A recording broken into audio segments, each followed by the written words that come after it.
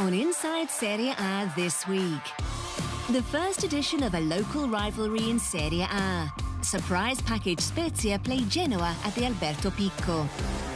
Aimo Diana hopes some magic from the wings can inspire his former club Sampdoria against Sassuolo.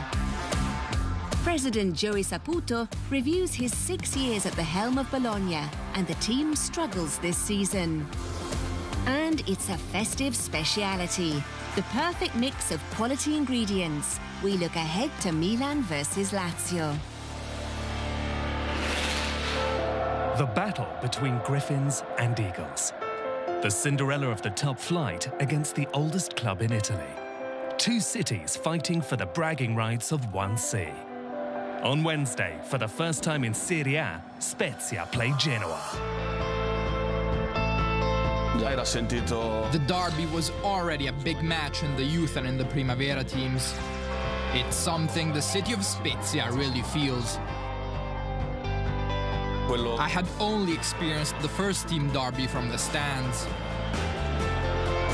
The two sides have met only a few times before. The last league fixture was in Serie B back in 2006-07.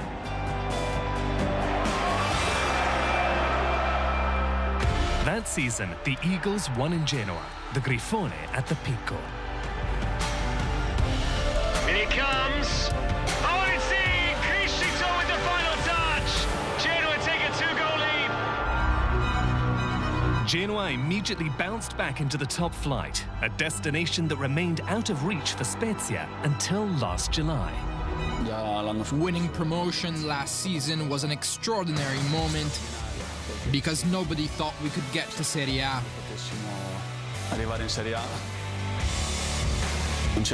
Sadly, there were no fans at the stadium. But they were outside, so we felt their support all the same. And then there were the celebrations in town. We're happy to have brought joy to the whole city. Simone Bastoni is a local lad and is one of Spezia's 3 homegrown players. His story is a fairy tale come true. Last year, he was struggling to find a spot in Serie B. Now, he's doing the business in Serie A. All 3 of us feel very much a part of this club, having all grown up here in Spezia. Serie A is definitely much harder than Serie B. But we're showing that we do belong here, and we have to keep this up. This is Ricci. Find some space, Ricci in. Calabino! And there is the first goal in Spezia's history in Serie A. Spezia, who've surprised everyone with their aggressive and attacking football, are now back to their home venue, a refurbished Alberto Picco. They are outside the relegation zone, 4 points above their celebrated regional rivals. We're a bit surprised as well. Spezia on the attack.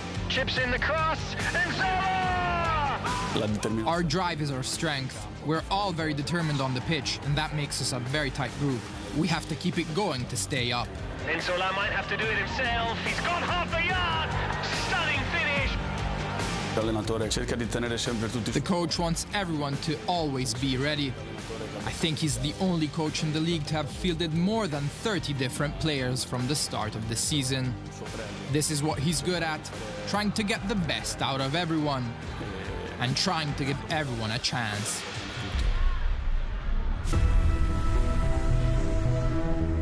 It will be a no-holds-barred derby. Genoa must collect points to keep their heads above water, while Spezia seek to keep flying high, where only Eagles dare to go.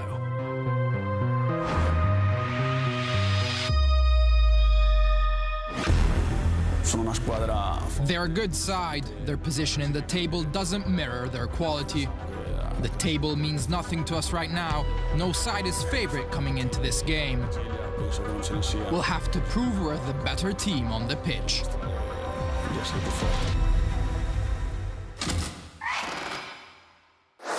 The defeat against Sampdoria, the 9th of the season, means Crotone are rock bottom in the table.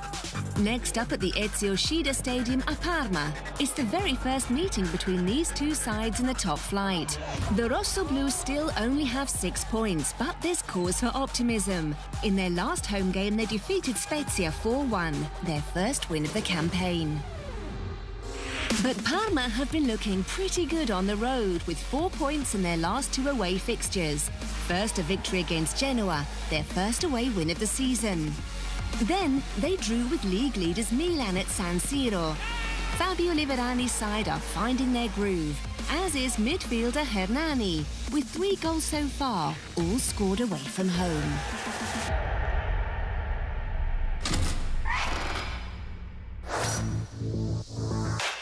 Roma are unbeaten at the Olimpico this season, 4 wins and 2 draws. The Giallorossi will aim for victory number 5 when they host Cagliari to consolidate their top 4 position. Edin Dzeko and co can't afford complacency, despite their excellent record against the Islanders in the last 12 campaigns. 8 wins and 4 draws in their home meetings. The stats confirm that Roma is always a tough trip for Cagliari.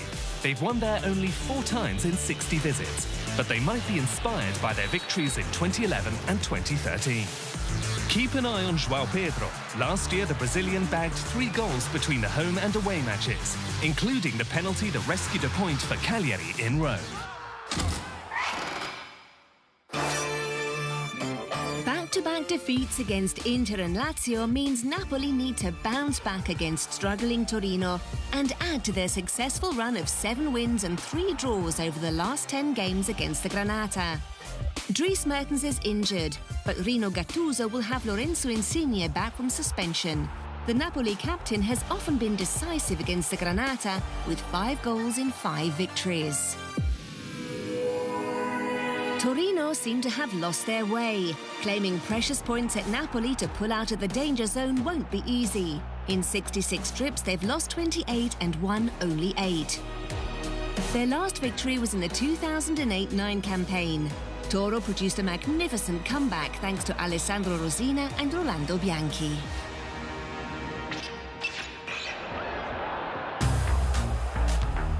Aimo Diana was a versatile, generous player who performed on the wing for many Serie A teams. First, he played as a fullback, then as a wide midfielder, and that led to call-ups to the national team. I was a muscular, physical player with decent enough technique. Now players need to be more complete in all areas of the game. Now I think I would have ended up as a central defender. Diana is now coach at Renate, a 3rd division club near Milan. Last year, they reached the playoffs for the first time in their history and are now topping the table. The dream is promotion and the chance to emulate earlier trailblazers. There are a lot of clubs that can inspire Renate, like Sassuolo or Chievo, small clubs that have still managed to obtain excellent results. Though effective at all his clubs, there was nonetheless a special high for Diana. When he was in the city of Genoa, Sampdoria were regularly in the race to qualify for European competitions. Sampdoria means everything to me. I can't deny that one of my dreams is to return to the club as coach. Maybe because it's where I left my heart, or maybe because it's where I played my best football. For me, it's always important to know how Sampdoria have got on every weekend. We won against some important teams, and I scored 20 or so goals over 3 years. Against Inter, against Lazio, Juve. So I spent my best years at Samp. It was a crucial part of my life, not just as a footballer, but also as a person.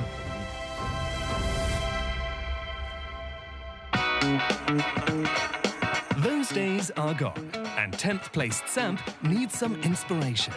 That could come from the wings, as was the case when Diana was a player. That's Augello! What a finish that is! What a game he's having! I like Augello because his career is rather peculiar. Up until a few years ago, he was playing in Serie C. He was playing in our league. He's an excellent player. He crosses very well, and he seems very down to earth. The kind of lad that when you see him on TV, you get a good impression of him. This is broken nicely and drilled home.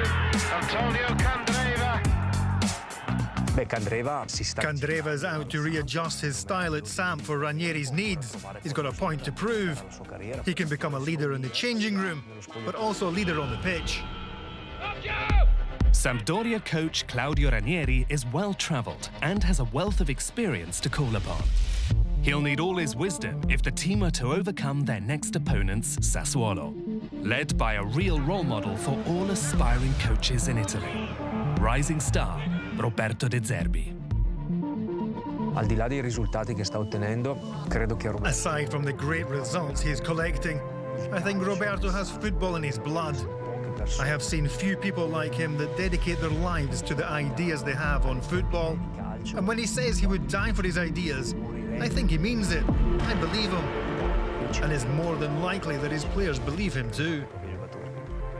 They have created a certain mentality. Win, lose or draw doesn't really change much for them psychologically, which means they know how to handle most situations. The home team know they need to create chances for Fabio Quagliarella. Samp have only defeated Sassuolo 3 times in 11 Serie A meetings, and only once at Marassi. It will be an interesting game, because the two teams have coaches with very different ideas and styles. I imagine that Sassuolo will try to take the game to Sampdoria, while Samp will try to defend well, with their solid 4-4-2, and try to hit on the break. It's difficult to predict. It could go either way, but I expect Sassuolo to play with a bit more quality.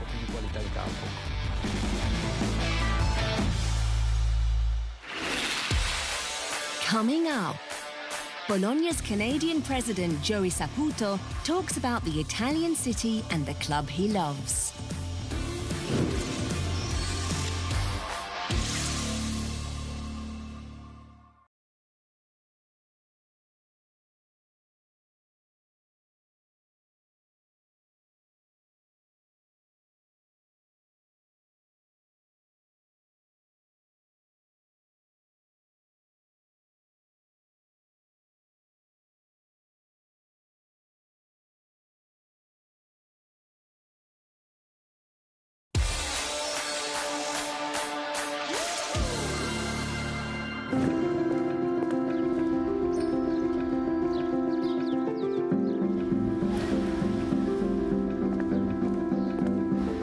One December day 6 years ago, Canadian tycoon Joey Saputo took over a historic Serie A club.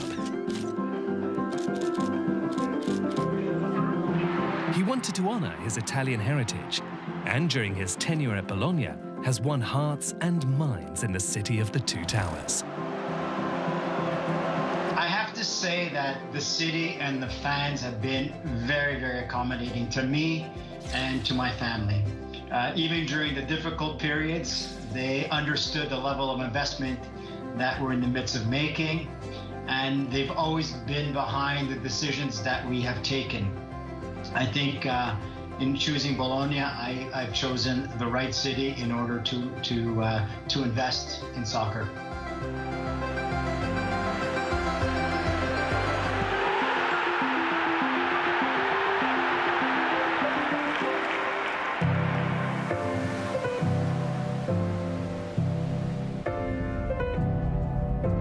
The club president spoke to us from his native city of Montreal, willing to do a full review of his time at Bologna. It's a tale of football, of business, and of loyalty. I think during the last 5 years, I feel that we've improved this organization from the inside out. We have remained competitive. We have gained respect within the league. Sweeping move from Bologna. We have put a project in place to restructure the stadium. We put a plan in place to invest in the club. During the worst pandemic in our lifetime, we have been able to secure the jobs of our dedicated staff. I think it's a great start to a long-term project. I'm extremely happy, and I look forward to the continued support of our people in order to bring our project forward. Rossellini, it's drilled towards goal, and it's found a way in. Bologna have found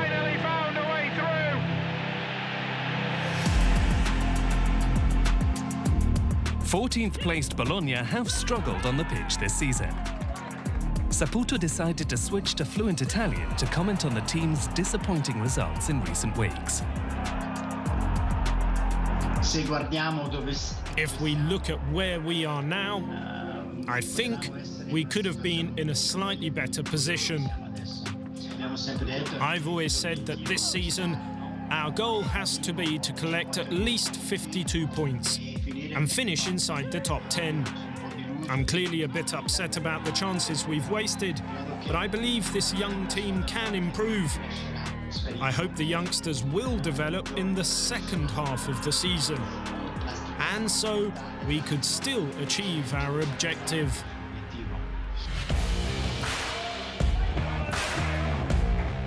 A tough fixture against Atalanta awaits the Rossoblu on Wednesday night at the Stadio dell'Ara. The president is confident that his side will fight back under the tactical guidance of Sinisa Mihajlovic. Sinisa has his own style of play, and he wants our players to learn it. I'm really happy about Sinisa. I'm also very happy with all our technical staff, because I think the system the coach wants to play can bring a lot to this team. 6 years after his first day in Bologna, Joey Saputo's passion for the club and the city inspires him still. I love being in Bologna, with the players, with the fans. I love walking through the city, greeting our fans and shaking everyone's hands. But the times we're living through right now makes this very difficult. So it's really important to me to have this opportunity to say hi and wish everyone a Merry Christmas and a Happy New Year. I hope I can be back in Bologna as soon as possible.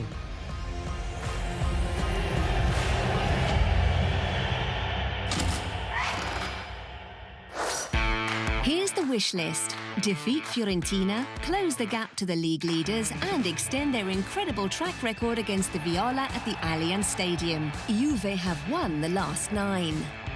Federico Chiesa could play against his former club for the first time, while Cristiano Ronaldo is enjoying his best start in a Juve shirt. 12 goals in the first 13 league games. Fiorentina's rivalry with the Bianconeri is deep-rooted, so it's especially dispiriting that they've had very little success in their visits, only 6 wins from 81 meetings. But their most recent one bodes well for Cesare Prandelli.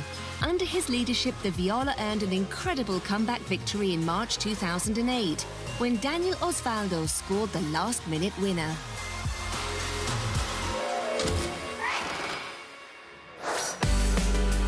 Luca Gotti must be pleased with Udinese's upturn in fortunes. After collecting just 3 points from their first 6 league outings, they've earned 12 from the last 6. Next up, Benevento. The perfect game for Kevin Lasagna, who scored his first of the season in the last match against Cagliari, and already has 3 goals in 2 previous games against the Witches. Benevento are also riding high after their win over relegation candidates Genoa. The Giallorossi have 15 points and have lost just once in the last month. The attack is doing well, but Pippo Inzaghi's defence have a newly found solidity. Just 3 goals conceded in the last 6 Serie A matches, compared to 20 in the previous 8.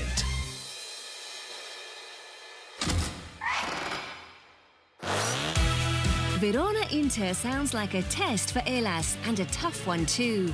They've won only 4 of 29 matches at home against the Nerazzurri, and the last one was almost 30 years ago. Ivan Juric's men face the best attack of the league, but they can take comfort from the fact they have the second best defence, conceding only 12 goals, just 2 more than Juventus. Inter are still unbeaten on the road this season, and they'll expect to extend their positive record at Verona, where they've collected 6 wins and 3 draws from their last 9 visits. Verona has been a lucky city for Ivan Perisic. He scored 4 goals at the Bentegodi, netting against both Elas and Chievo. In March 2017, he scored the winner in this fixture. On Tuesday, Juventus face Fiorentina. The following night, there are 8 fixtures, including Inter's trip to Verona and that maiden Serie A derby when Genoa visits Spezia. But the headline match is at San Siro, a delicacy to tempt just about every palate. Milan. It's the Italian capital of fashion, finance and industry. And of course, it's a city of football, home of 2 great teams, Inter and Milan. But during the festive period, another aspect of Milanese culture comes to the fore. A treat loved first by locals, then spreading across the nation and around the world. The panettone. For Italians, this seasonal delicacy has become synonymous with Christmas. Even football embraces the panettone.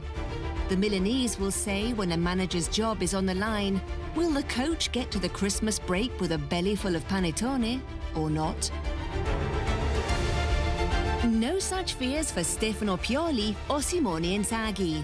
Both coaches will definitely be eating their panettone. Pioli's Milan face Inzaghi's Lazio this week.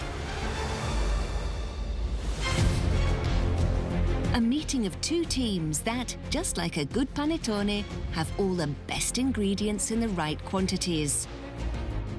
First of all, you need strong wheat flour, like 2 tough but technically astute central defenders. Alessio Romagnoli and Francesco Acerbi fit the bill. In midfield, pulling it all together like the water in the flour, you need conductors to control the tempo, like Frank Kessie and Lazio captain Marco Parolo.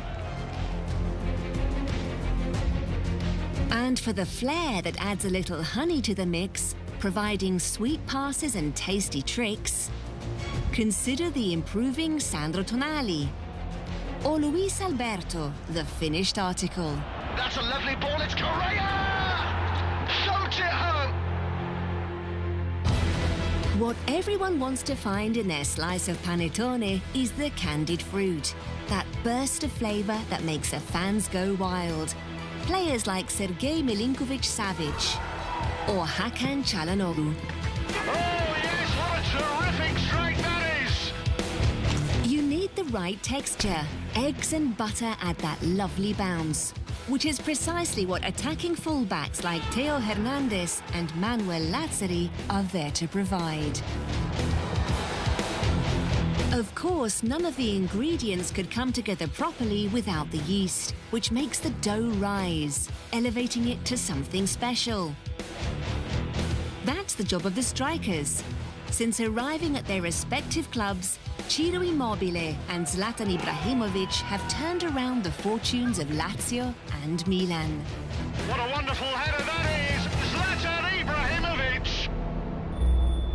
It's up to the coaches to measure out the ingredients properly, bake the bread, and prepare the perfect game. Wednesday night, Milan-Lazio. A festive treat is in store.